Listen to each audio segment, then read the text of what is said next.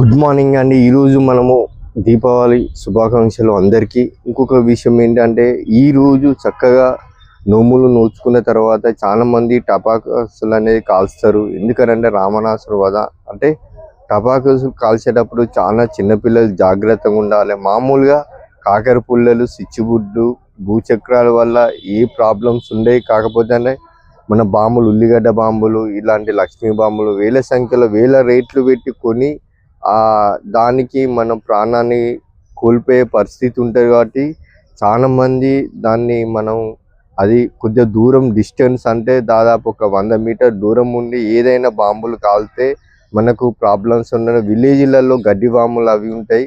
దానివల్ల సుత ఇండ్లు కాలిపోయే పరిస్థితులు ఉంటాయి. కావున ప్రతి ఒక్కరు జాగ్రత్తగా బాంబులు అనేది మనం ఆలోచించుకుంటూ ఆడ పెద్దవాళ్ళు ఉంటే దానివల్ల మనకు ఉపయోగం ఉంటాయి. కాబట్టి ఏదైనా చిన్నపిల్లలను దగ్గర ఉంచుకొని అది చేయాలి. దీనివల్ల ప్రాణ నష్టం అనేది జరిగేది. అందుకనే ప్రతి ఒక్కరు దీని మీద శ్రద్ధ ఉంచి చిన్నపిల్లలను జాగ్రత్తగా చూసుకోవాలని కోరుతూ అందరికీ దీపావళి శుభాకాంక్షలు. My name is Bhaskar, yoga master, public garden. Thank you.